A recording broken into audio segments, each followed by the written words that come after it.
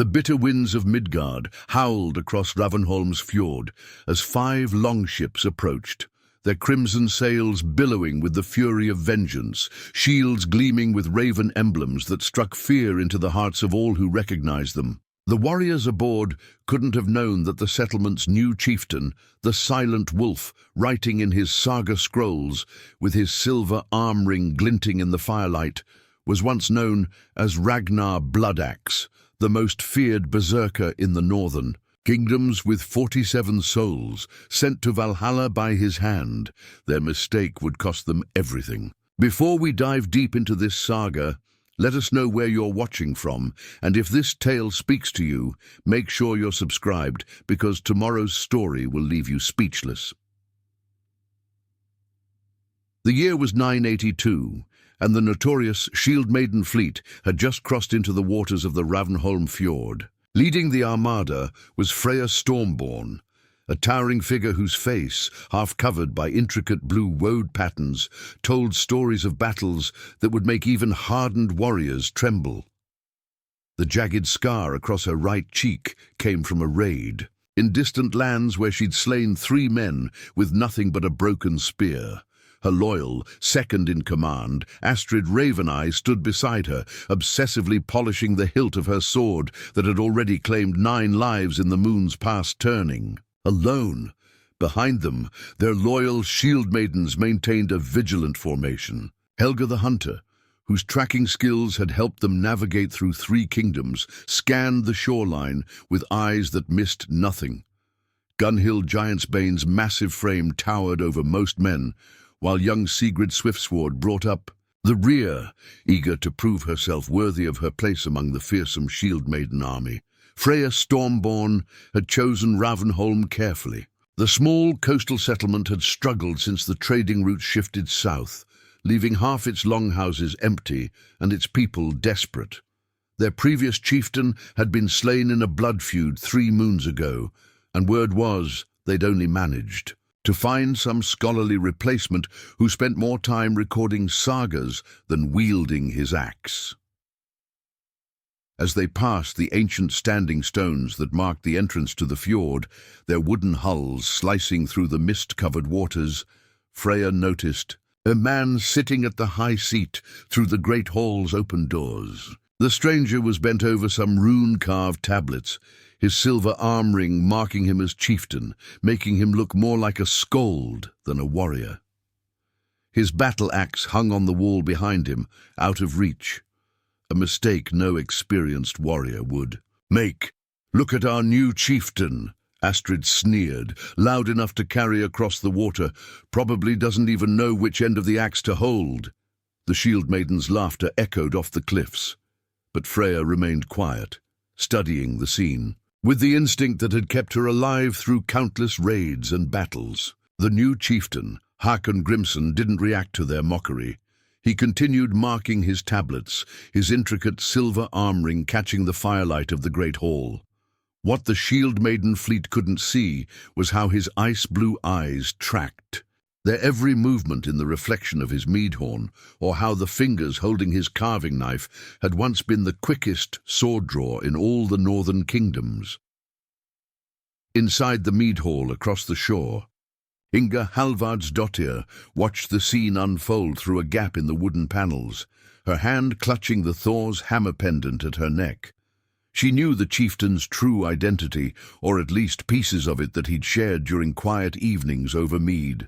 She'd seen the mysterious rune pattern burned into the haft of his axe, though he'd made her promise never to speak of it. The Shieldmaidens beached their ships on the shore, their boots crunching against the pebbled beach as they disembarked, with the confidence of those who fear no mortal consequence. They didn't notice how the chieftain's hand had stopped writing mid-rune, didn't see the way his posture shifted ever so slightly, didn't realize that for the first time in many seasons, the legendary berserker felt the familiar tension of an approaching storm. Young Kara Thorsdottir watched from behind stacked wood piles as she helped with the village's daily chores, her heart racing. She'd heard whispered stories about the new chieftain, fragments of tales that painted a picture of a man whose axe had brought both justice and tragedy. Her grandfather Bjorn had warned her never to mention the time she'd seen Hakon practicing at dawn, swinging his axe with a speed that seemed impossible, his strikes so precise they could split a shield at 20 paces. As the Shieldmaidens marched toward the settlement, Chieftain Hakon carefully set aside his carving knife, folding his tablets with deliberate precision. His movements, despite their careful slowness, carried an underlying grace that seemed at odds with his scholarly appearance. He nodded slightly to Inga through the window, a silent signal developed over months of careful preparation. Inga understood. It was time to quietly spread the word. A storm had finally found Ravnholm, but it had no idea what it was sailing into. The Shieldmaidens wasted no time making their presence known in Ravnholm's great hall. Astrid commandeered the largest bench, kicking over stools and sending a pair of fishermen scrambling toward the door. Helga and young Sigrid positioned themselves near the windows, while Gunnhild's massive frame cast a shadow over the mead barrels. Freya stood at its center, surveying her surroundings like a wolf sizing up its hunting ground. Inga, who had managed the mead hall since her husband's death in the great sickness 3 winters past, studied the newcomers with growing dread. In 15 years of serving drinks in coastal settlements, she had learned to read warriors, like others read runes. These women were harbingers of bloodshed. She'd already sent her young serving girl Thyra through the back door with instructions. To alert Leif the healer. "Mead!" Freya commanded, dropping a silver arm ring that Inga knew had to be plundered. "Leave the cask." Her voice carried the coarse edge of someone who'd spent too many nights shouting orders over the clash of shields. When Inga placed the drinking horn before her, Freya grabbed her wrist. "Tell me something, woman. That man wearing the chieftain's arm ring, how long has he been playing at leadership?" Inga kept her composure despite the iron grip on her wrist, remembering the quiet conversations she'd had with Hakon Grimson, the ones where his ice-blue eyes seemed to look straight through to Helheim itself. 3 moons now. The thing sent him to help with the settlement records. Freya's laugh revealed a gold tooth that caught the firelight. "Record-keeping? Hear that, sisters? They sent us a goddamn skald." Her Shieldmaidens roared with laughter, but Inga noticed how Freya's eyes narrowed, studying her face for any sign of deception. Outside, Chieftain Hakon had moved from his seat to the path, maintaining the appearance of a simple afternoon walk. But his practiced eye catalogued every detail, the way the Shieldmaidens had stationed themselves, the quality of their weapons, the manner in which they carried themselves. These weren't common raiders. Their tactical positioning spoke of military experience. Leif the healer emerged from his hut down the path, his medicine pouch in hand. Few in Ravnholm knew he'd served as a battlefield healer during the bloodiest raids of the southern kingdoms. Even fewer knew he'd been the one to stitch the wound on Hakon's shoulder 2 moons ago, when the chieftain had appeared at his door in the dead of night, refusing to explain how he'd been injured by what was clearly a sword thrust.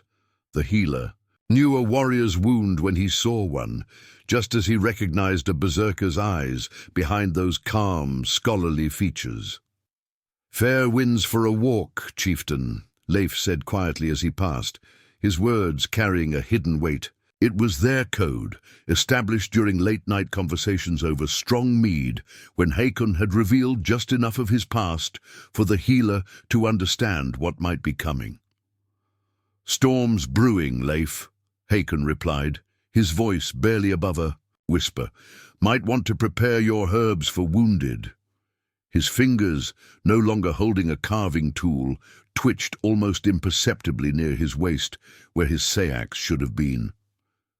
Inside the great hall, Astrid was growing rougher, breaking drinking. Horns and threatening villagers while Freya watched with cold amusement.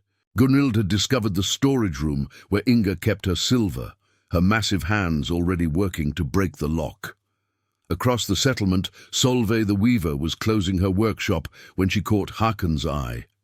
She'd come to Ravnholm after fleeing Uppsala's violence and had recognized something in Hakon's careful movements the day he arrived.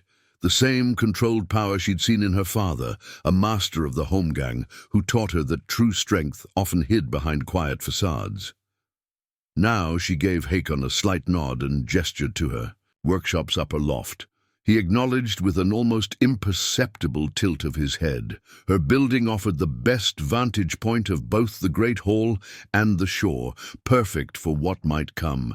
Young Kara slipped out of the storehouse's back door, moving quietly as Hakon had taught her during their secret combat lessons her grandfather pretended not to know about. She carried a message to Elder Torbjörn, who would ensure the settlement's women and children found safe shelter in the sacred grove's underground chambers. Kara had discovered more about their chieftain than most, had seen the mysterious bind rune on his axe's haft when he thought no one was looking, had recognized the symbol from saga tales she'd secretly studied in her grandfather's trading records. The afternoon sun cast long shadows across Ravnholm's shore as Hakon calculated his next move. In his previous life, before he'd traded his reputation for a chieftain's ring, he'd faced worse odds. But then he'd been a different man, one who could act without worrying about innocent lives caught in the crossfire.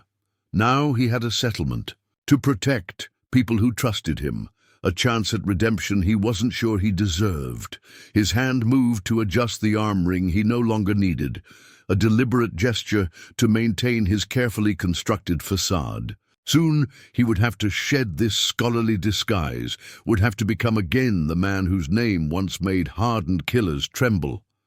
But for now, he watched and waited, knowing that timing, like aim, meant everything, preparing and narrating. This saga took us a lot of time, so if you are enjoying it, subscribe to our channel. It means a lot to us.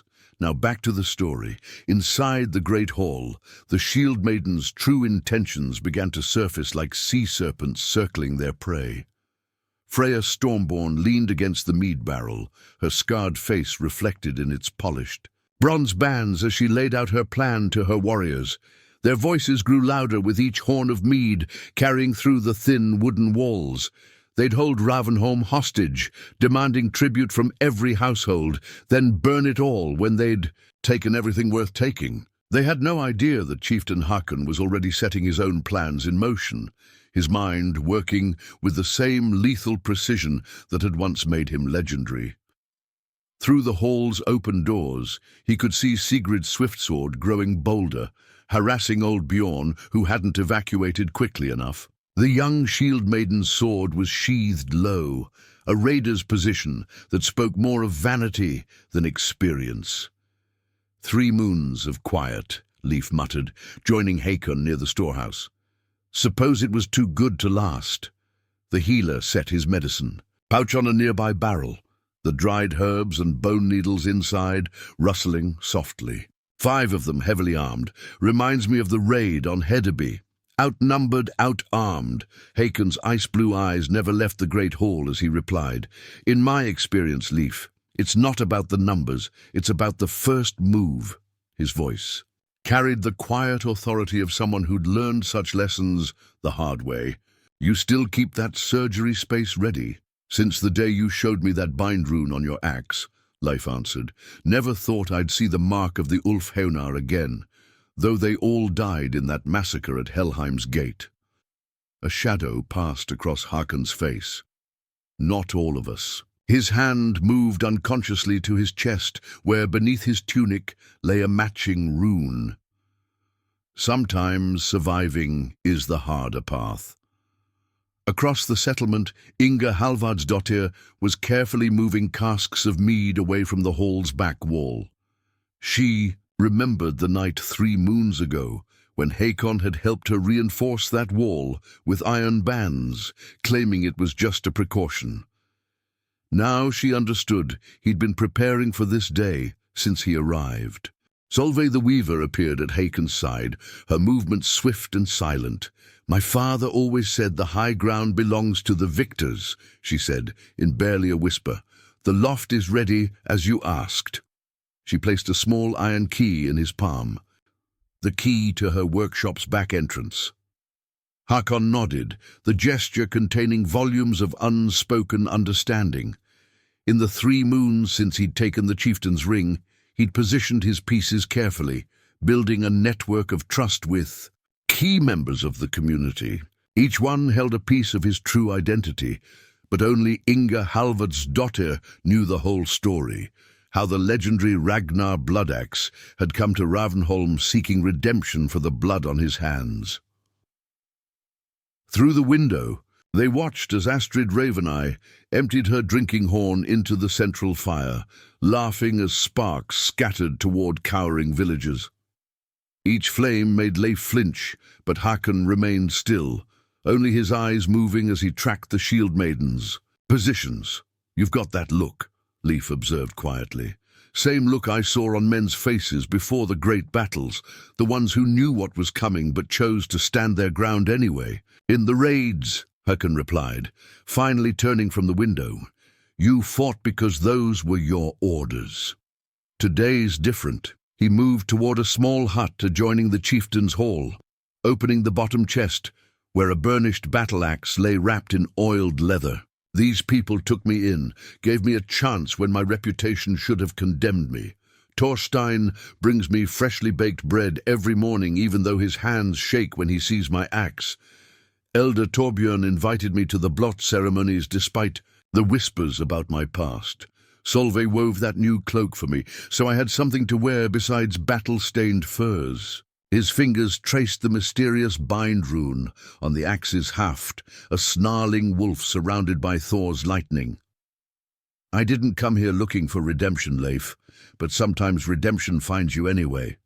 Kara Thorsdottir slipped back to Hakon's side, her young face flushed with purpose. "Elder Torbjörn has hidden everyone safely in the Sacred Grove's chambers," she reported. "And I saw something else. There were 2 more Shieldmaidens watching the settlement from the ridge. They've got bows." Hakon's expression didn't change, but his eyes hardened. 7 against 1, he mused. "Better odds than I had at Helheim's gate." He turned to Leif the healer. "Prepare your surgery, but not for me. When this starts, there'll be others who need your skills more." The afternoon sun hung low in the sky, casting long shadows that stretched like fingers across Ravnholm's shore. In the great hall, the Shieldmaidens' laughter grew louder, more raucous, unaware that their every move was being watched by eyes that had once dealt death with surgical precision. "Time to make a choice," Hakon said quietly, more to himself than his companions. He removed his silver arm ring, setting it carefully on a nearby table. When he straightened, even Leif took a step back. The scholarly facade had vanished, replaced by something harder, more dangerous. Ragnar Bloodaxe had returned. The sun's gradual descent cast amber light through Ravnholm's misty air as Hakon moved with deliberate purpose toward his private quarters behind the great hall. His boots, no longer carrying the hesitant step of a chronicler, struck the wooden floor with measured precision. 20 years of masking his true nature dissolved as muscle memory took over, each movement calculated, each step purposeful. His modest room revealed little about its occupant. A narrow bed, a table with carefully organized rune tablets, and a weathered sea chest beneath the window. But beneath the floorboards under his bed lay the tools of his former trade, hidden away the day he'd accepted the chieftain's ring.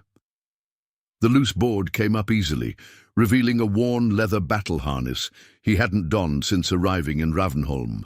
Inside, wrapped in oiled cloth, lay his true companions. A matching pair of hand-axes, their handles darkened by years of use, the mysterious bind rune marked on both weapons. The Ulfheunar's snarling wolf, surrounded by Thor's lightning. His fingers traced the symbols, remembering the night they'd been seared into both steel and flesh.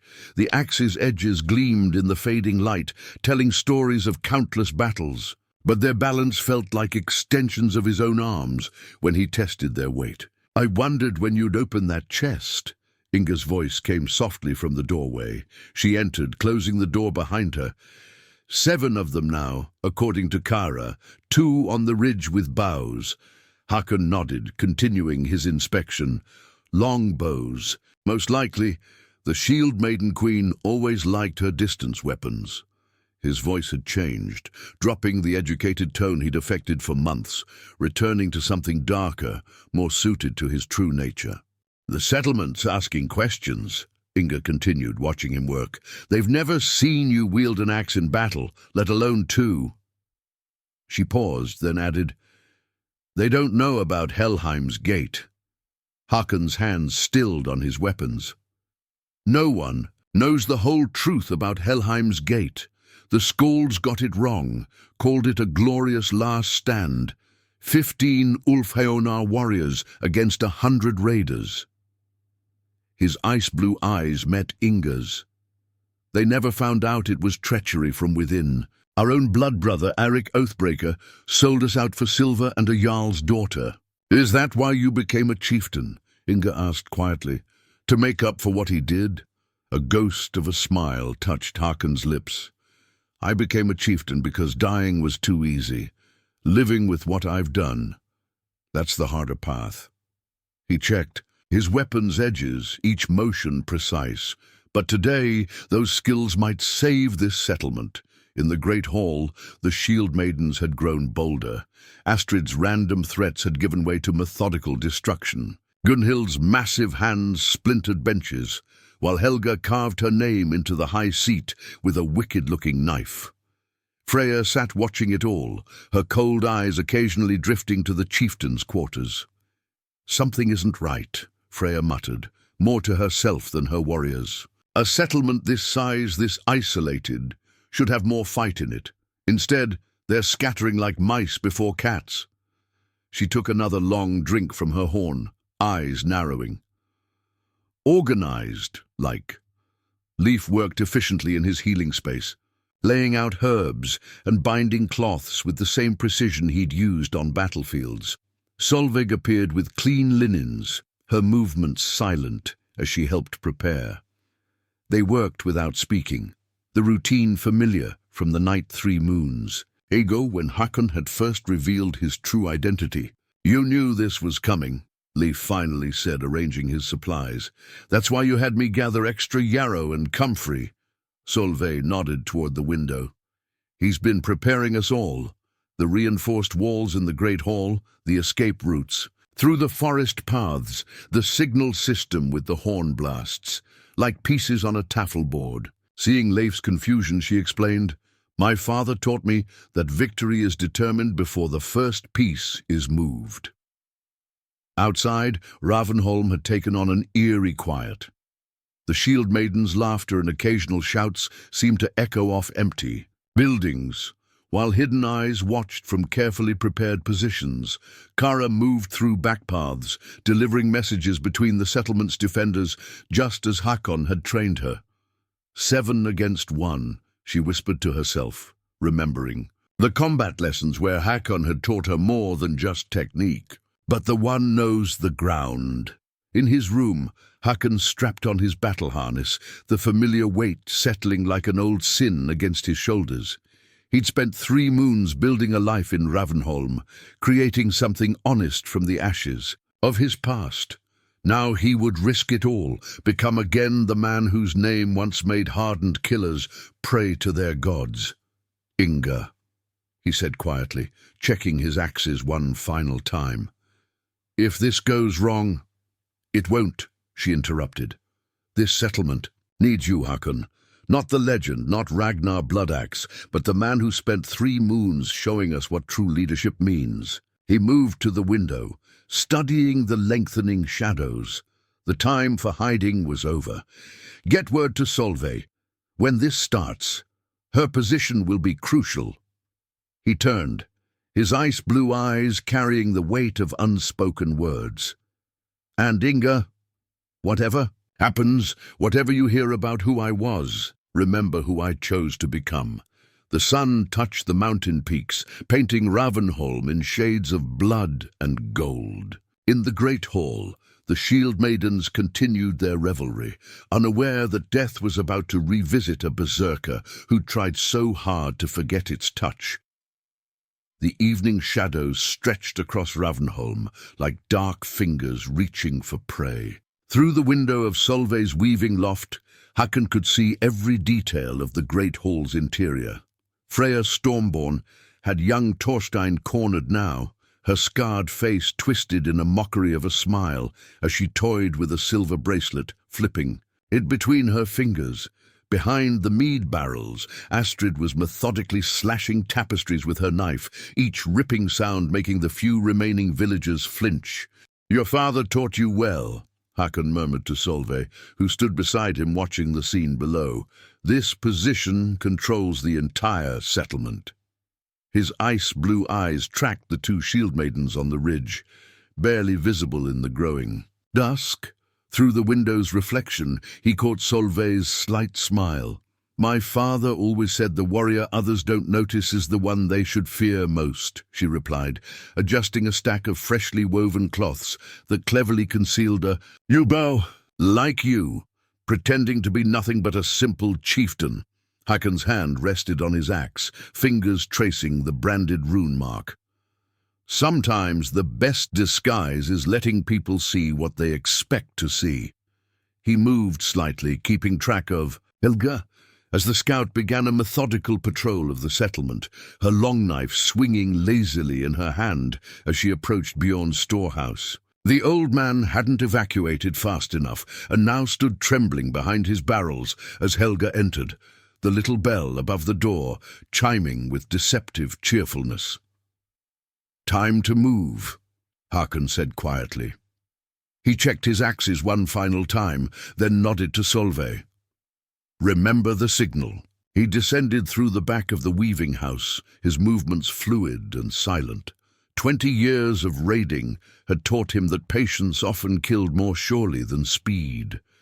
He'd spent 3 moons learning every shadow in Ravnholm, every creaking board, every angle of sight. Now that knowledge would become a weapon as deadly as his axes.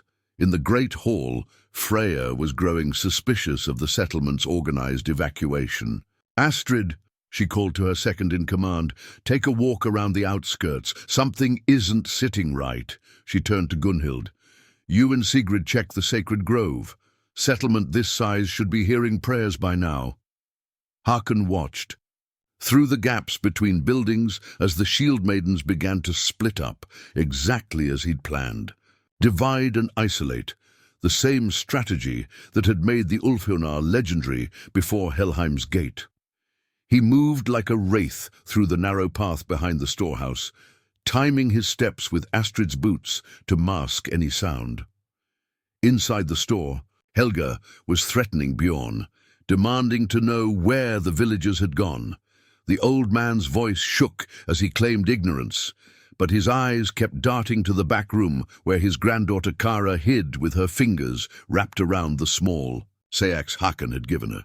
"Your first strike has to count," Hakon had told her during their secret lessons, "because sometimes you only get one." He taught her where to aim, how to steady her hands, when to breathe. Now he prayed she wouldn't need those lessons. Leif watched from his healing hut as Astrid walked past, the Shieldmaiden's sword gleaming in the last rays of sunlight. The healer's hands moved automatically, arranging his instruments as he'd done in field tents during the great southern raids. "Like Francia," he whispered to himself, "the calm before the storm." Inga had positioned herself in the great hall's storage room, pretending to take inventory while actually monitoring Freya through a small hole in the wall, another of Hakon's careful preparations. She watched the Shieldmaiden leader pace, her confidence beginning to crack as the settlement's silence worked on her nerves. "Something isn't right," Freya muttered again, her scarred face reflected in a bronze shield on the wall. "A settlement. This size should have more fight, more panic. Instead, it's like they were expecting us." Through the window, Inga saw Hakon's signal, a slight movement of his hand as he passed between buildings. She reached beneath a barrel, fingers finding the hidden lever that would drop the iron-banded shutters Hakon had installed 3 moons ago. "Just a precaution," he'd said then. Now she understood. He'd been preparing for war since the day he arrived. Solveig's voice suddenly rang out in a foreign tongue, the strange sounds echoing off the buildings. Right on cue, Kara began blowing the warning horn in an irregular pattern, the sounds seeming to come from multiple directions as they bounced off the surrounding cliffs. The effect was immediate. Astrid wheeled around, momentarily confused by the disorienting noise. Hakon allowed himself a grim smile. Confusion, distraction, isolation, the same tactics the Ulfhjónar had used in their prime. But this time, these skills would protect rather than destroy. He moved into position behind the storehouse, knowing that Helga would soon step out to investigate the commotion. The best strike, he told Kara during their lessons, is the one your enemy never sees coming. As the sun dipped below the mountains, Hakon prepared to demonstrate just how true those words were. The time for hiding was over. Ravnholm was about to learn why their scholarly chieftain's name had once made hardened killers wake screaming in the night. The confusion sown by Solveig's foreign commands and Kara's strategic horn-blowing had its intended effect. Helga stepped out of the storehouse, her long knife raised as she tried to locate the source of the foreign shouts. The setting sun cast long shadows across the settlement's central path, making every darkened doorway a potential threat. "Freya!" Helga called out, her voice carrying an edge of uncertainty. "Something isn't—" The word died in her throat as Hakon's first move revealed itself. The iron-banded shutters Inga had prepared crashed down over the great hall's windows, with a thunderous bang, trapping Freya inside. Simultaneously, Solveig's voice shifted to a different position, now seeming to come from behind the boathouse, making it impossible for the Shieldmaidens to pinpoint her location. Helga spun toward the noise, her long knife tracking the sound. It was the last mistake she would ever make. Hakon moved like liquid shadow, emerging from his hiding place with the fluid grace of a born killer. His first axe came from hip level, the weapon seeming to materialize in his hand rather than be drawn. "Always control the first move," he'd told Kara during their lessons. "It sets the tone for everything that follows." The axe caught Helga just above her leather belt, spinning her around before she could level her knife. The scout's dying cry was lost in the echo of the horn still blaring across the settlement.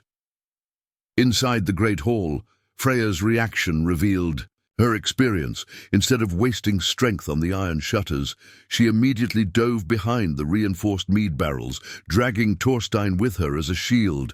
"Astrid!" she shouted, but the street noise made it impossible to know if her second-in-command could hear her. Astrid, caught in the open on the central path, demonstrated far less tactical sense. She fired wildly at shadows, her bow spitting death, as Solveig's voice seemed to come from yet another direction. Her horse, panicked by the noise, reared and nearly threw her. Hakon was already moving, using the confusion to slip through the narrow paths he'd spent months memorizing. In the dying light, his dark clothing made him nearly invisible as he worked his way toward his next position. Through the gaps between buildings, he could see Gunnhild and Sigrid racing back from the sacred grove, having found it empty. Leif watched from his healing hut window as Helga's body collapsed in the street. "First blood," he muttered, arranging his surgical instruments with practiced efficiency. "Now we'll see if they break or rally."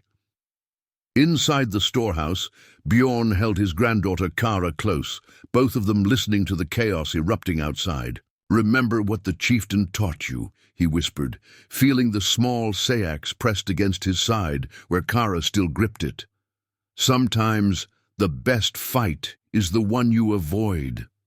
Freya's voice boomed from inside the great hall, carrying notes of both rage and calculation. "Whoever's out there," she shouted, "you just signed your death warrant. I've got your little bread maker here, and I'll start taking fingers off him if you don't show yourself."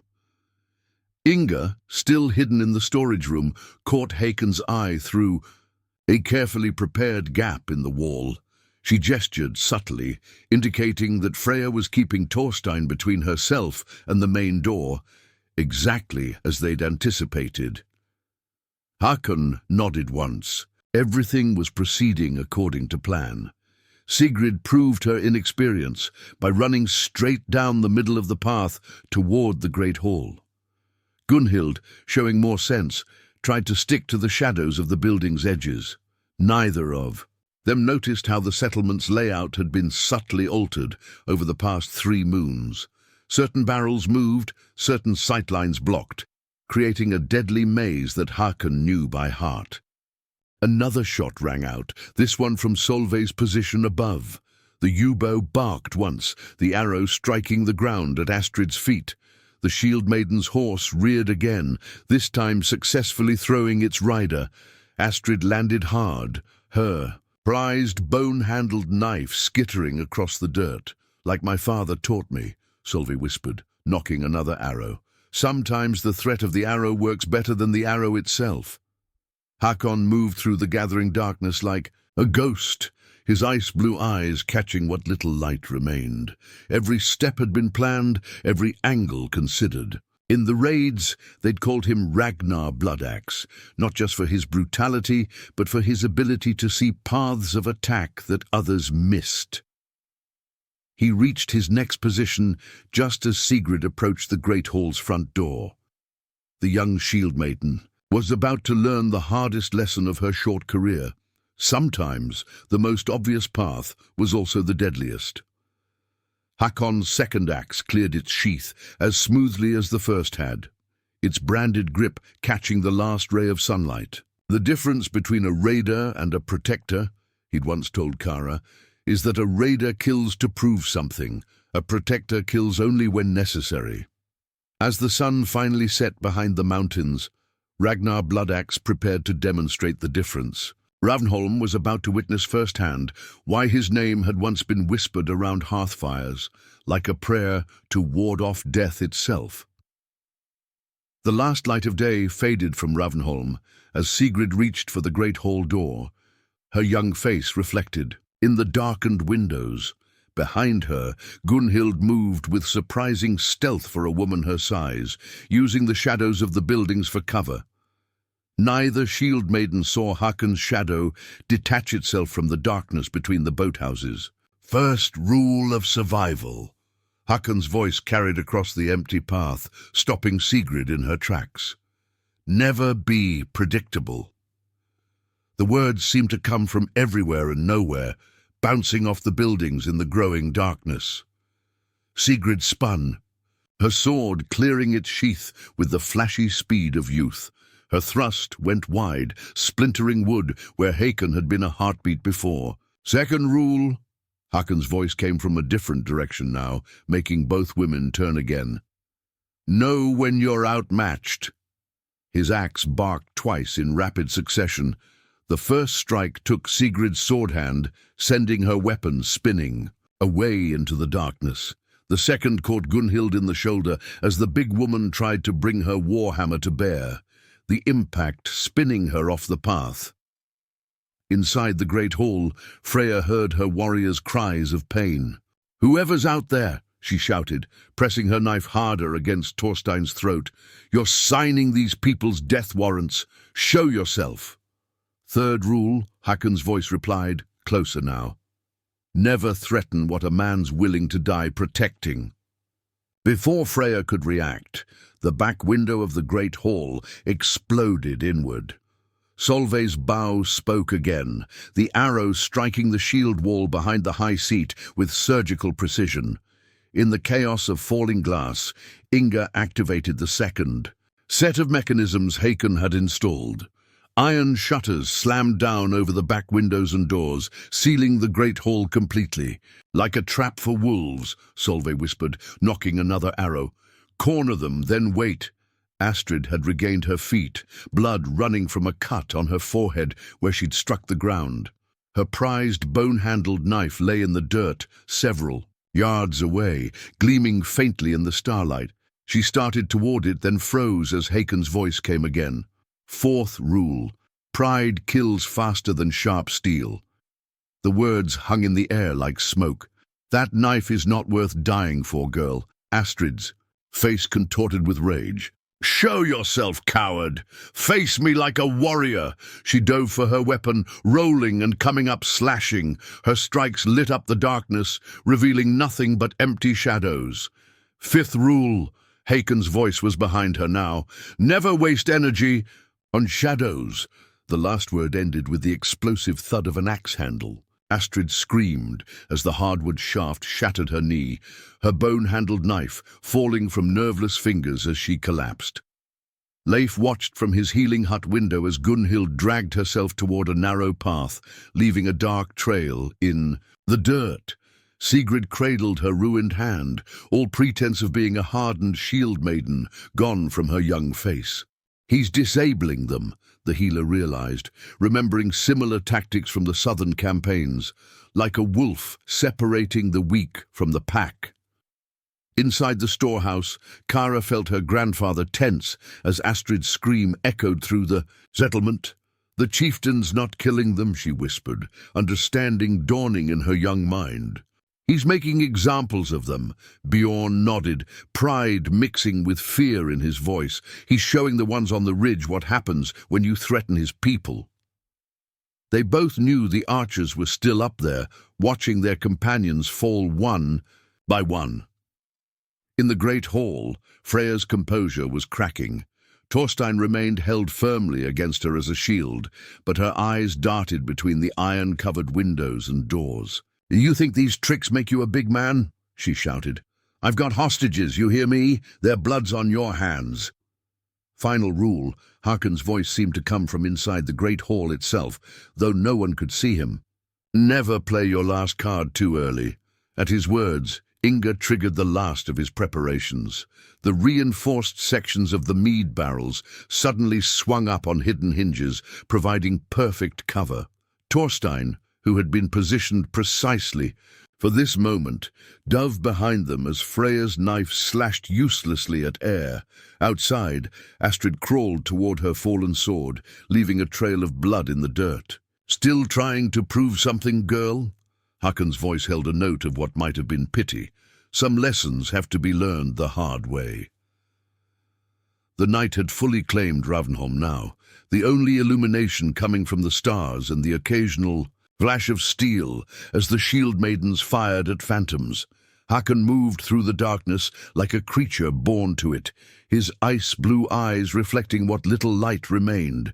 Every strike he delivered found its mark with mechanical precision, wounding rather than killing, each blow delivering a message to the archers on the ridge.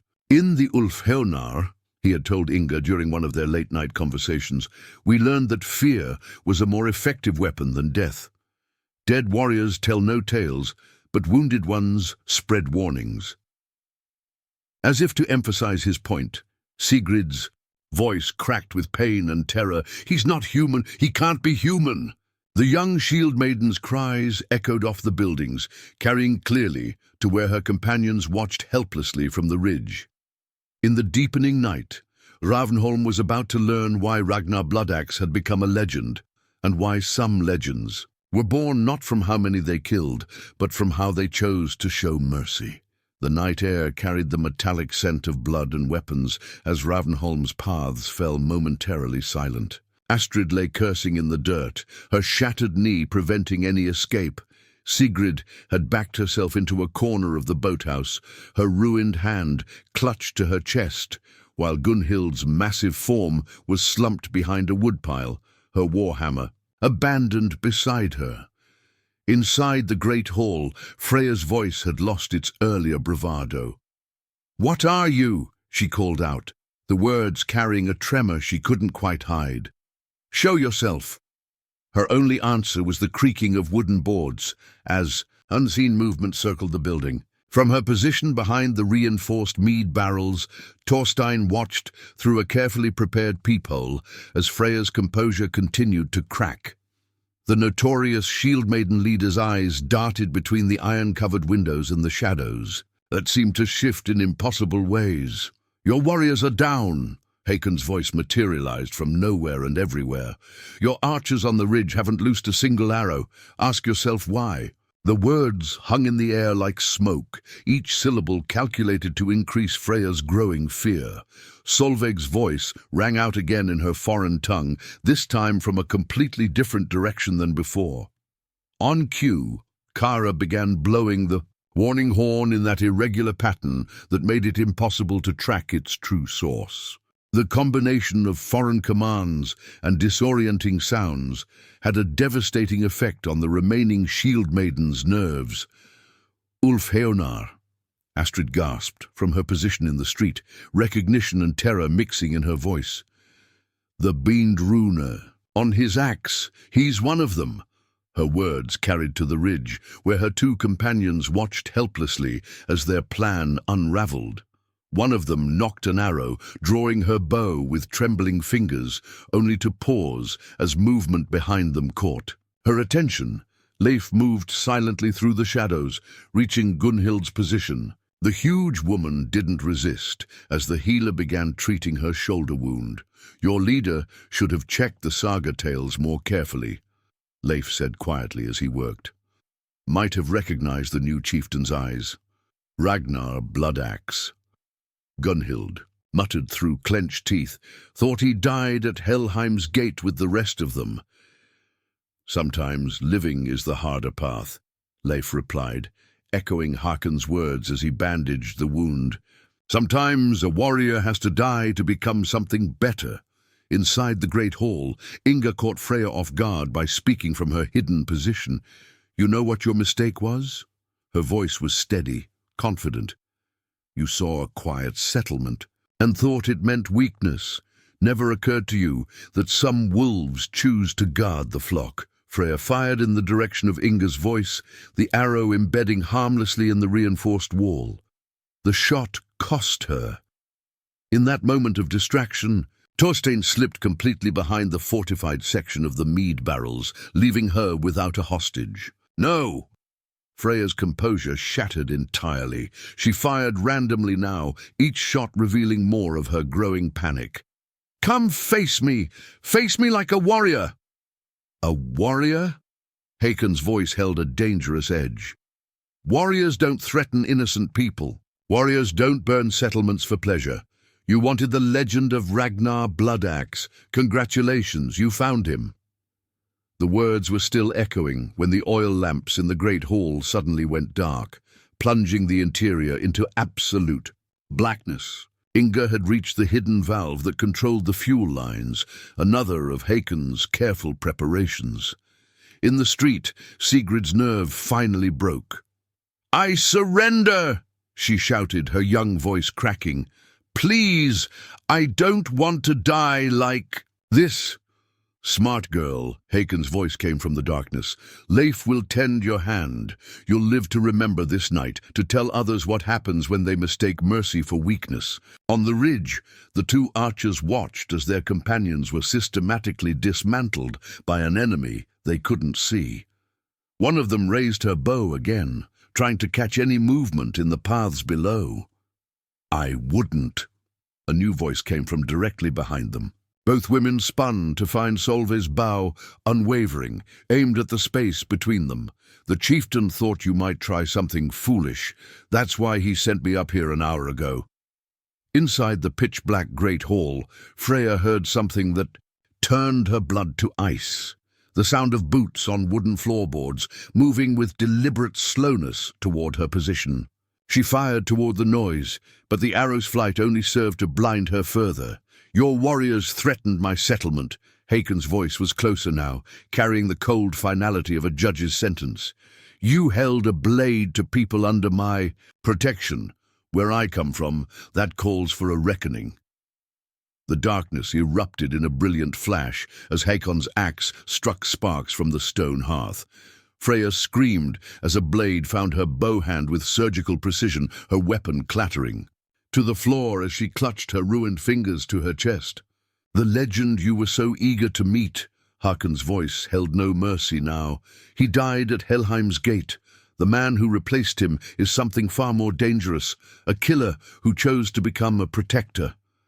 The night had transformed Ravnholm into a battlefield where justice was delivered not through death, but through the carefully measured application of fear and pain. Ragnar Bloodaxe's legend was about to grow, not for the lives he took, but for the ones he chose to spare.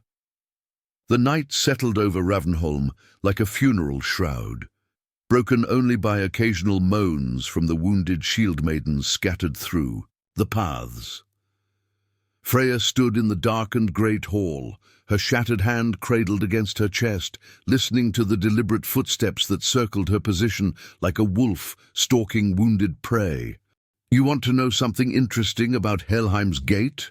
Hakon's voice emerged from the darkness, each word measured and precise.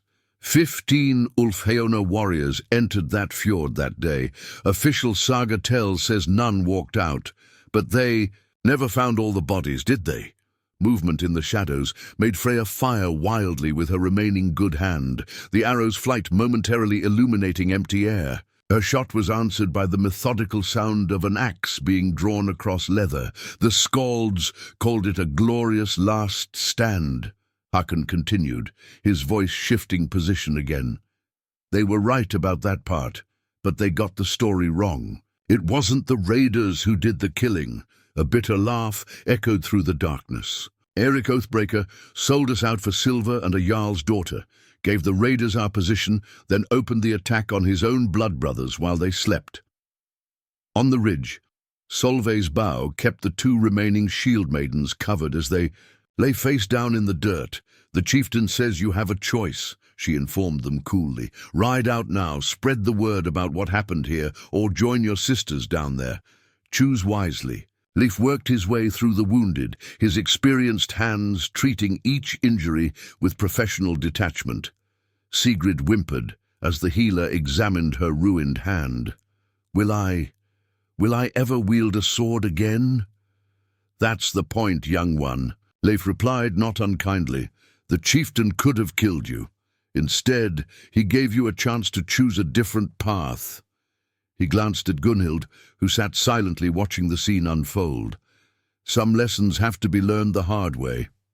Astrid had dragged herself to the boathouse steps, leaving a trail of blood from her shattered knee. Her prized bone-handled knife lay forgotten in the dirt, no longer the symbol of power she'd once imagined it to be. "Freya!" she called out to her leader. "Freya, for the gods' sake, surrender!" Inside the great hall, Inga and Thorstein remained, safely behind the reinforced barrels, watching through the peepholes as Hakon's shadow moved with fluid grace through the darkness. Years of working in frontier settlements had taught Inga to read warriors' breaking points. Freya Stormborn was reaching hers. "I survived Helheim's Gate." Hakon's voice carried an edge that made Freya's spine crawl. "Watched my brothers die, betrayed by blood we trusted, spent 3 days in that fjord, using skills meant for killing to keep myself alive. When I finally walked out, I made a promise." Freya fired again, her last arrow spending itself uselessly in the darkness. The empty click of her bowstring was answered by Hakon's voice, now directly behind her. "I promised I'd never raid for pleasure again, never use my skills to terrorize the innocent. The man who walked out of that fjord wasn't the same one who walked in." The cold press of an axe blade against Freya's neck made her freeze. Through the window of his healing hut, Leif watched as the 2 archers from the ridge rode hard out of the settlement, their horses' hooves fading into the night. Solveig appeared silently beside him, her bow still warm in her hands. "They'll spread the word," she said quietly. "Just like he planned." Leif nodded, remembering similar nights during the southern campaigns when psychological warfare had proved more effective than steel. "Fear travels faster than ravens," he murmured, "and leaves deeper scars." Kara peered out from the storehouse window, watching as her settlement's defenders emerged from their hidden positions. The night had transformed Ravnholm, revealing strengths its people hadn't known they possessed. She thought about the combat lessons Hakon had given her, understanding now that he'd been teaching more than just technique. An axe can stop a warrior, he told her, but wisdom can stop a battle before it begins. In the great hall, Freya finally, "You broke." "What do you want from me?" she asked, her voice cracking with fear and pain. "Want?" Hakon's voice held a trace of what might have been pity. "I want you to live, Freya. Live and remember this night. Remember how it feels to be helpless at the mercy of someone more powerful. Remember what it's like to face a predator who chooses not to kill." The sound of an axe being sheathed seemed unnaturally loud in the darkness. "You'll carry that memory, like I carry Helheim's gate. Every time your hand aches, every time you think about returning to your old ways, you'll remember the night you met the man Ragnar Bloodaxe became." Outside, the stars wheeled overhead, indifferent to the drama playing out beneath them. Ravnholm had been transformed by violence into something stronger, its people united by the knowledge that their quiet chieftain was more than he appeared. But none of them, not even Inga, could have guessed the full weight of the choice Hakon was making, sparing lives he could have easily taken, turning enemies into unwitting messengers of his legend. Dawn broke over Ravnholm, painting the mountain, peaks in shades of rose and gold. Hakon stood on the shore outside his hall, watching as Leif's cart carried the wounded Shieldmaidens toward the nearest trading post. Freya sat among them, her bandaged hand a permanent reminder of the night's events. Her second-in-command, Astrid, lay on a pallet in the cart, her shattered knee ensuring she'd never again threaten an innocent settlement. "By sundown, every raiding camp from here to the eastern fjords will know what happened," Inga observed, handing Hakon a horn of warm mead. "How the Shieldmaidens sailed into Ravnholm and met something they weren't prepared for. The settlement was coming back to life, its people emerging from their hiding places to find their home changed but unbroken." Solveig swept her doorstep with precise strokes, her bow once again hidden beneath innocent piles of weaving. Bjorn opened his storehouse, the bell chiming cheerfully as if the previous night had been nothing but a bad dream. Gunnhild had surprised them all by surrendering herself formally to Hakon's keeping. "There's no future in running from a man like you," she'd said as Leif bandaged her shoulder. "Reckon I'd rather face the thing's judgment than wonder if Bloodaxe is behind every shadow." Kara appeared from the storehouse, carrying a fresh jug of water for the men who'd worked through the night securing the prisoners. Her movements showed a new confidence, born from the knowledge that she'd played her part in defending her home. "You taught us more than just defense," she said, pouring Hakon a fresh cup. "You showed us how to be strong without becoming cruel." Hakon studied her young face, seeing shadows of his own past choices reflected there. "The hardest lesson I learned at Helheim's gate wasn't about fighting," he replied. "It was about the weight of mercy. Sometimes sparing a life teaches more than taking one." Elder Torbjörn emerged from the sacred grove, where he'd spent the night comforting those who'd sought shelter in the underground chambers. The morning ritual horn rang out clear and strong, no longer a signal of danger but a call to prayer. The sound carried across Ravnholm, marking the transition from darkness back to light. "Your secret's out now," Inga observed, watching villagers pass by, their eyes carrying a new respect when they looked at their chieftain. "They know who you really are." Hakon shook his head slightly. "They know who I was, who I am." He paused, considering his words carefully. "Is the man who chose to protect rather than destroy. Ragnar Bloodaxe died in Helheim's gate. The man who walked out became something else." Thorstein approached, carrying fresh bread from the communal ovens. The experience of being held hostage had left its mark, but there was steel in his spine as he faced Hakon.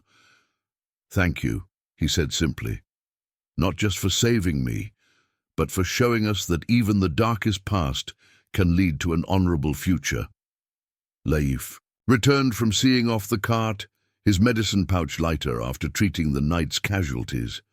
"Not a single death," he remarked, the observation carrying weight beyond the obvious. "In all my years of raiding, I never saw such precise violence. Every strike calculated, every wound meant to teach rather than kill. The Ulfheunar taught me how to deal death," Hakon replied, his voice carrying echoes of old pain. "Helheim's Gate taught me why I shouldn't. Ravnholm." He looked around at the settlement he'd chosen to protect.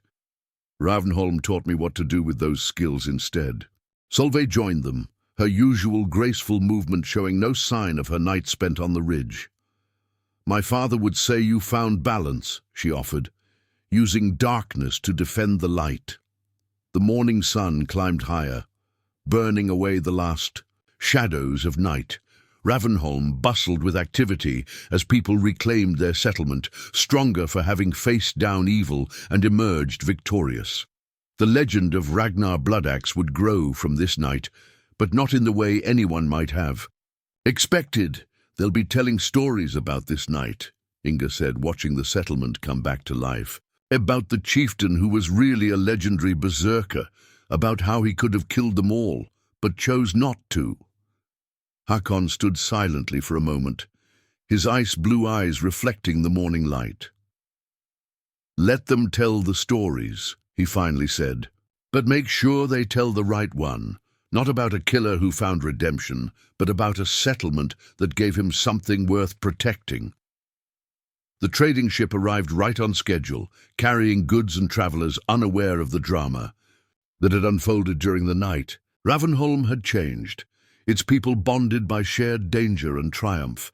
They had seen their scholarly chieftain transformed into something legendary, only to choose again the path of peace. Ragnar Bloodaxe's legend would indeed grow, but as a protector, rather than a killer, a guardian who proved that the most fearsome predator was the one who chose not to kill. A fortnight after the Shieldmaiden's defeat, Ravnholm found itself facing an unexpected challenge. Word of Ragnar Bloodaxe's reappearance had spread like wildfire across the northern territories, drawing a different kind of visitor. 3 young warriors had arrived on the morning trading ship, their intentions clear from the way they sized up the settlement and its now famous chieftain. Hakon watched them from his hall, his ice-blue eyes tracking their movements as they swaggered toward the mead barrels. They couldn't have been more than 20 winters old, reminding him painfully of faces he'd seen at Helheim's Gate. Young men too eager to make their mark, too blind to see the price of glory. "More trouble," Inga reported, bringing Hakon his morning mead. "They're asking questions about that night, about how one man defeated the Shieldmaiden raiders." She studied his face, seeing the weight of responsibility there. "They're wearing war axes, despite our custom against it." "Like moths to flame," Hakon murmured, his fingers unconsciously tracing the Ulfheunar bind rune on his axe haft. It was the same after Helheim's Gate. Every hot-blooded youth with a blade wanted to test himself against the legend. Solveig paused in her weaving, her movement still carrying the grace that had helped save the settlement. "This isn't Helheim's Gate," she said quietly. "You're not alone this time." Leif emerged from his healing hut, his medicine pouch in hand. He'd taken to carrying it more often lately, ever since word of the Shieldmaiden's defeat had started drawing attention. "Had a talk with them earlier," he reported. "They think the stories are exaggerated, want to prove themselves against the famous Ragnar Bloodaxe." A ghost of a smile touched Hakon's lips. "Glory seekers never understand. Real warriors don't seek fights, they end them." His eyes tracked the youngest of the 3 as the man practiced axe swings when he thought no one was watching. "And real legends are born from the battles we choose not to have." Kara appeared from the storehouse, taffleboard tucked under her arm. Over the past fortnight, their daily games had become a symbol of the settlement's return to normalcy. But today, Hakon shook his head. "Not now, Kara. I need you to do something more important." He kept his voice low. "Tell your grandfather to close the storehouse.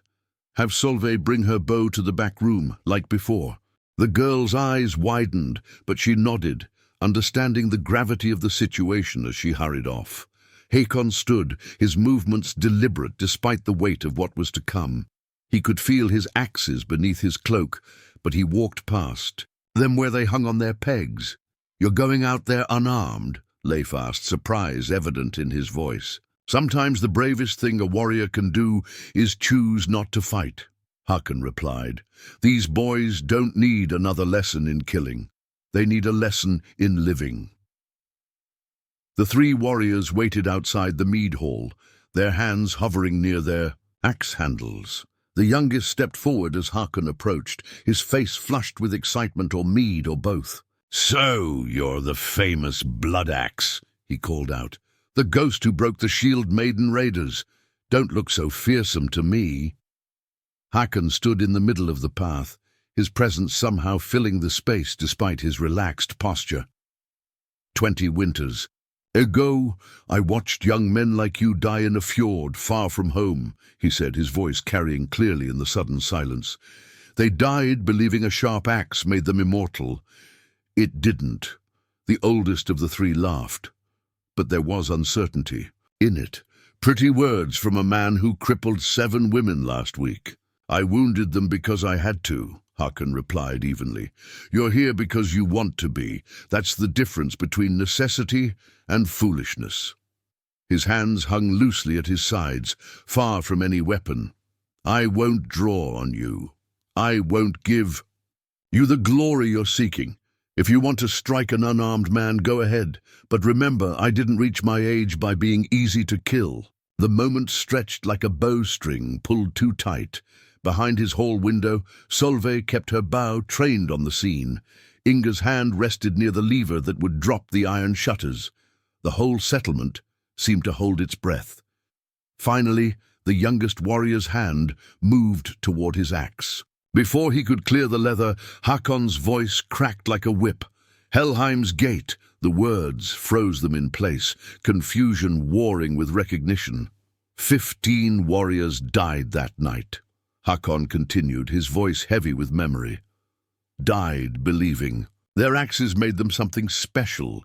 Their bones are still there, bleaching in the sun, teaching a lesson no one seems to learn. The oldest warrior studied Hakon's face, seeing something there that made him step back.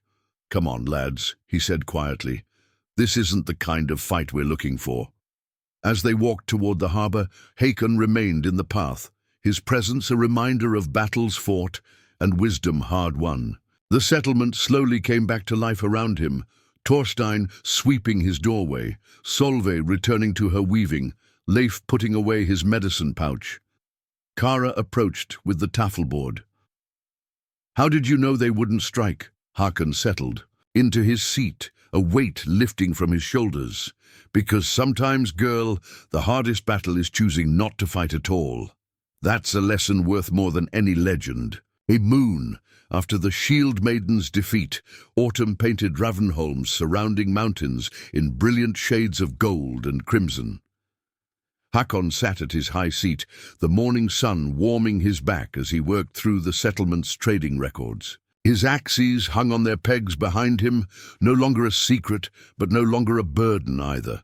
The would-be challengers had stopped coming after word spread about the 3 warriors who'd left without drawing their blades. Instead, different visitors began arriving, chieftains seeking advice, settlements requesting help with troublemakers, and sometimes lost souls looking for the same redemption Hakon had found. Another message came, Kara said, bringing in the morning dispatches from a trader's ship. "From that young shield-bearer in Birka, says the training you gave him saved his village last week." She sorted through the stack with practiced efficiency, having taken on more responsibilities since that fateful night.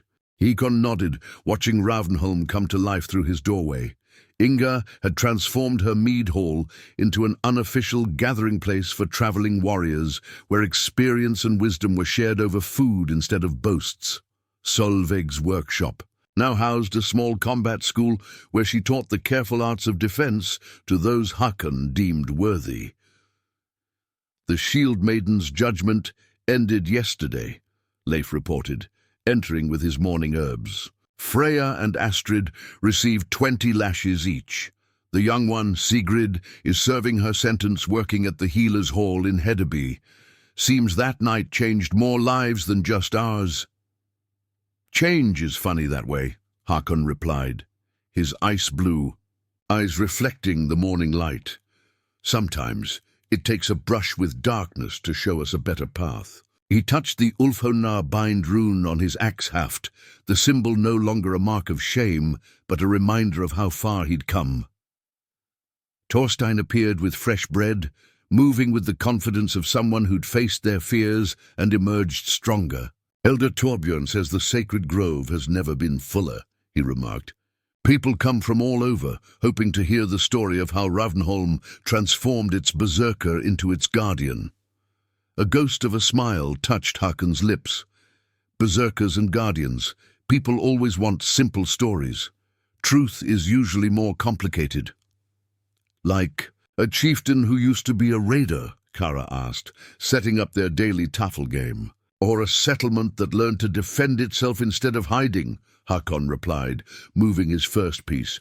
Exactly. Inga entered carrying letters from other coastal settlements seeking advice on defense strategies.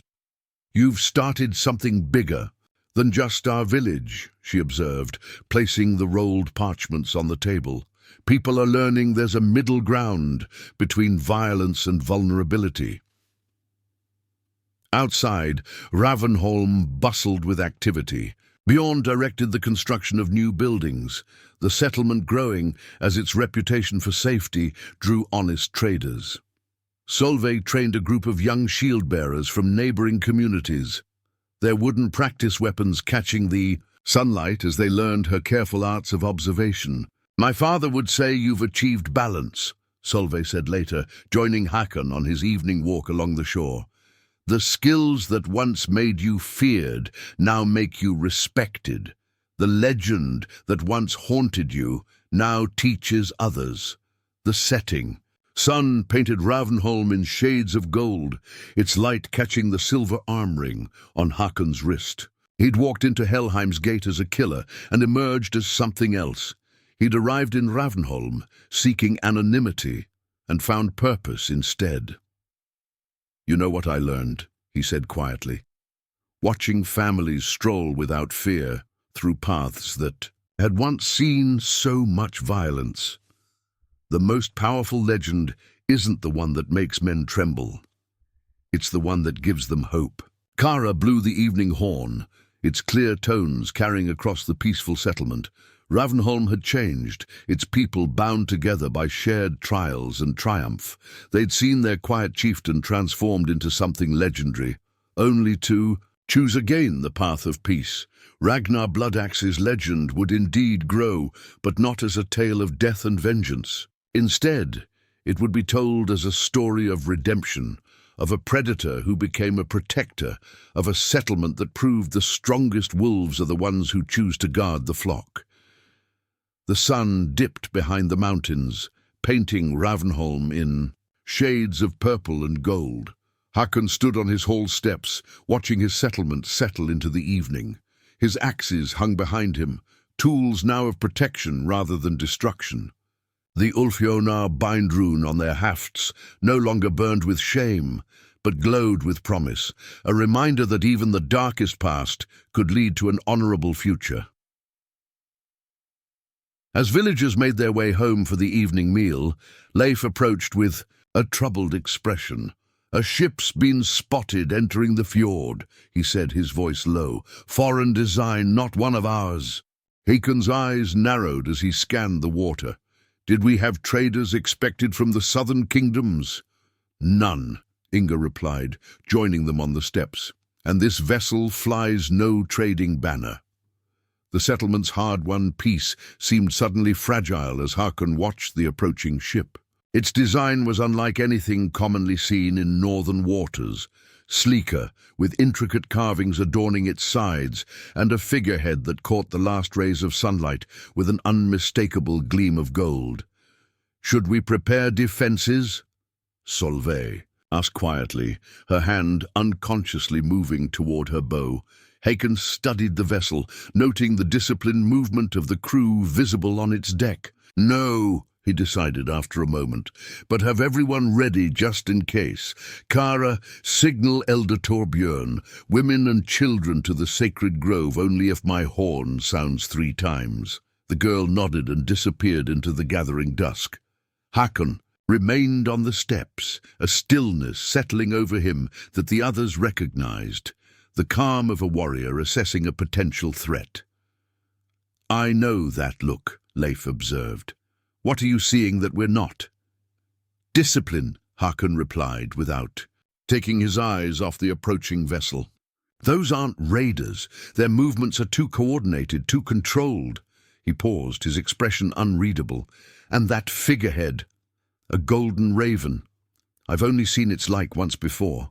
The ship drew closer, its sail now clearly visible. In the fading light, unlike the bold colors and simple designs common among northern vessels, this one bore an elaborate embroidered pattern, a raven clutching a sword in its talons, all rendered in threads of gold against midnight blue. "It can't be," Inga whispered, recognition dawning on her face.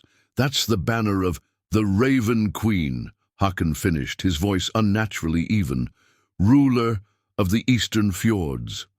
A strange tension had settled over him, something beyond mere wariness. The others exchanged glances, sensing they were witnessing the stirring of a history none of them fully understood.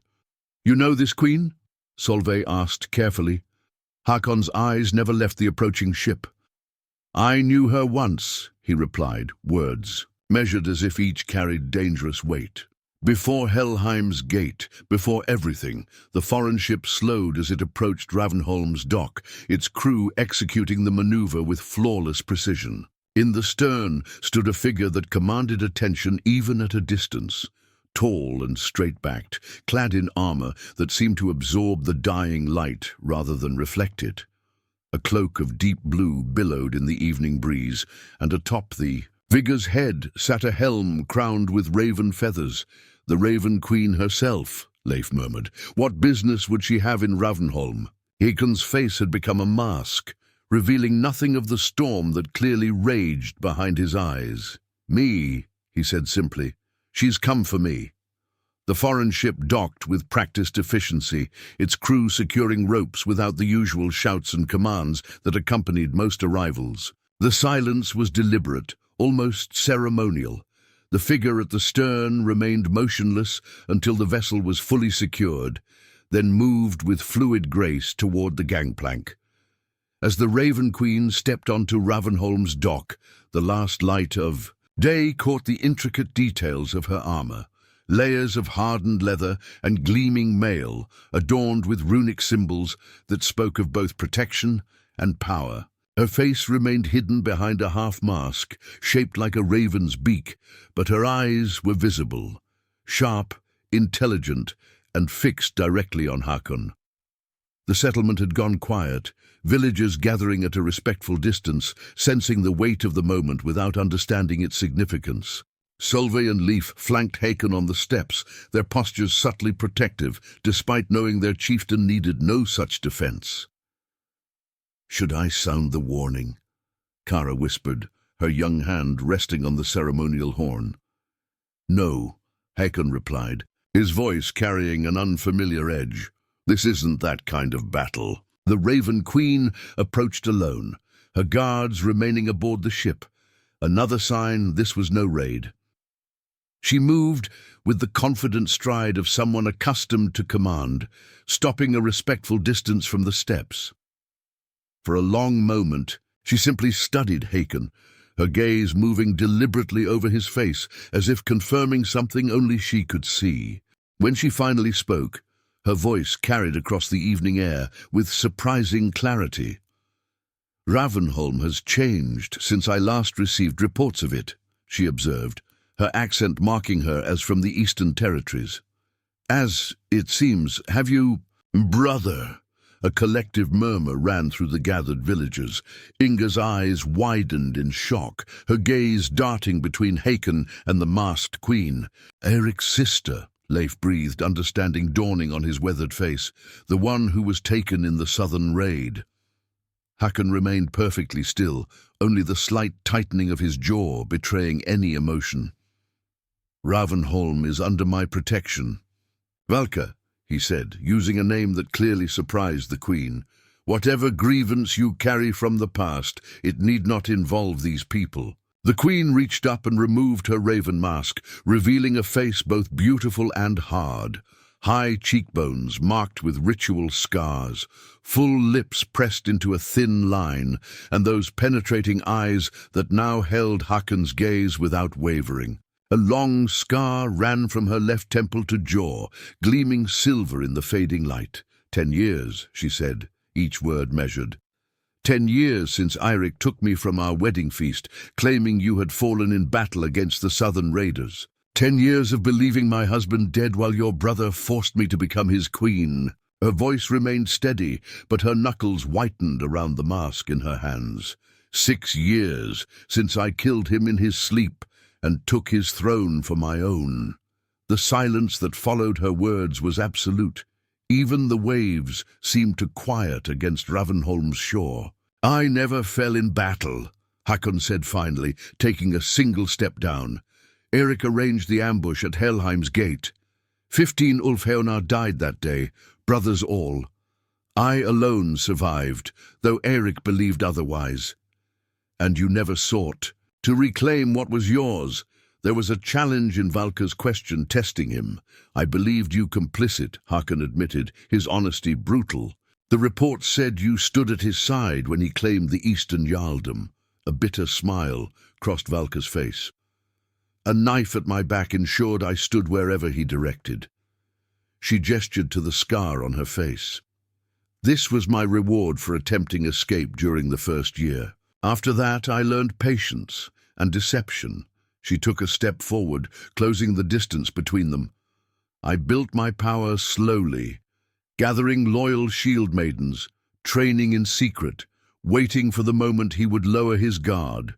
When I finally took his life, I made sure he knew exactly who was sending him to hell. Hakon studied her face, seeing in it the echoes of the young woman he had pledged to marry before everything unraveled. But there was something new there too, a hardness, a resolve that mirrored his own transformation. How did you find me? He asked quietly. The shield maidens you faced and spared last moon, Valka replied with the ghost of a smile. They were mine. Scouts sent to find you after rumors reached the eastern fjords that Ragnar Bloodaxe had resurfaced. Their mission was to confirm your identity and report back, not to raid. Their enthusiasm exceeded my commands. Understanding dawned on Hakon's face. You sent them to test me. To find you, she corrected. The test was their own invention, one they clearly failed. She glanced around at the settlement. Though I suspect the lesson you taught them was worth the pain it cost. A light rain began to fall, droplets catching the last light of day. Neither Hakon nor Valka seemed to notice. I have built something here, Hakon said after a moment, gesturing to the settlement around them. These people took in a stranger, with no name and no past. They gave me purpose when I had none. Valka nodded, something softening in her expression. And I have built something in the east, a jarldom where strength protects rather than exploits, where women train alongside men and raids are directed at slavers rather than innocent settlements. She stepped closer, close enough now that they could speak without being overheard. Eirik took everything from both of us, Hakon, but in his treachery, he created something neither of us would have become otherwise. The rain fell harder now, but the villagers remained, transfixed by the reunion unfolding before them. Inga moved discreetly among them, explaining in hushed tones what little she knew of Hakon's past, of the betrothal broken by treachery, of a brother's ultimate betrayal. "What do you want from me, Valka?" Hakon asked, the question direct, unadorned. "Nothing you are unwilling to give," she replied with equal directness. "I came to find the truth, to see with my own eyes if the rumors were real. 10 years is a long time to carry an unanswered question. They stood facing each other in the rain. Two legends forged in the same betrayal, shaped by different paths, yet curiously similar in their transformation. Around them Ravnholm waited, sensing a pivotal moment in their chieftain's journey. "You have built a life here," Valka observed, her eyes taking in the settlement that so clearly respected its leader. "I would not ask you to abandon it." A subtle tension seemed to leave Hakon's shoulders. "And your jarldom?" "It has prospered under my rule. My captains are loyal, my people protected." A wry smile touched her lips. "The Raven Queen needs no king, if that's your concern." For the first time since her arrival, something like amusement flickered across Hakon's face. "The Raven Queen and the former Bloodaxe," he mused. "What would the skalds make of such a pair?" "Let them wonder," Valka replied. "Our story is our own to write." She turned to address the gathered villagers, her voice carrying despite the falling rain. "People of Ravnholm, I came seeking a ghost from my past. Instead, I found a man who has earned your trust and built a home among you. Know that from this day forward, the Eastern Jarldom counts Ravnholm as ally and friend. Any who threaten this settlement will face the wrath of the Raven Queen." A murmur of approval ran through the crowd. Valka turned back to Hakon, her voice lowering again. "I sail with the morning tide. There is much to discuss before then, if you're willing." Hakon nodded, finally stepping fully down to stand level with her. "There is indeed." As they walked together toward the great hall, the villagers dispersed, conversations buzzing with this unexpected turn of events. Inga watched them go, a knowing smile on her face. "Well," Leif said, coming to stand beside her, "it seems our chieftain's past has finally caught up with him." "Not his past," Inga corrected gently. "His future." Inside the great hall, away from curious eyes, Hakon and Valka sat across from each other at the high table, steam rising from the mead horns between them. The formality that had marked their public reunion had given way to something more complex, the cautious rediscovery of two people who had once known each other well, before fate and treachery intervened. "You could have killed them all," Hakon observed, referring to the Shieldmaidens. "The Ragnar Bloodaxe I knew would have." "And you could have reclaimed your birthright," Valka countered. "The Hakon I knew would never have hidden in a small settlement, playing at being a simple chieftain." A ghost of a smile touched his lips. "Perhaps Eric's treachery created two new people after all." "Better ones, I think," Valka replied, raising her horn in a subtle toast. Hakon matched the gesture, their eyes meeting over the rims. In that look past a decade of survival, of growth, of transformation, neither could have imagined on their intended wedding day so long ago. The morning brought clear skies and a decision. Valka's ship was loaded with gifts from Ravnholm, finely woven textiles from Solveig, healing herbs from Life, carved runestones from Elder Torbjörn. The settlement had embraced the alliance with the Eastern Jarldom, seeing in it both protection and opportunity. Hakon stood on the dock, watching the preparations. He'd spent the night in conversation with Valka, filling in the missing years, learning of her struggles and triumphs, sharing his own journey from vengeance to protection. "You're going with her," Inga said, coming to stand beside him. "It wasn't a question. For a time," Hakon confirmed, "there are matters between us that need resolution." And then he turned to look at Ravnholm, at the settlement that had given him purpose when he had none. "And then I return. This is my home now. These people are my responsibility." Inga nodded, satisfied. "We'll manage until you return. Kara has been keeping your records meticulously. She'll ensure nothing falls behind." The young girl approached, taffleboard tucked under her arm. "You'll come back for our game," she said with the confidence of youth. "I've been practicing. Next time I might win." Hakon knelt to her level. Keep the settlement safe while I'm gone, he told her solemnly. Remember what I taught you. Sometimes the best battle is the one you avoid, she recited dutifully, and the best weapon, the one you never have to use. He nodded, pride evident in his eyes. Standing, he addressed the gathered villagers one last time. I leave Ravnholm in good hands.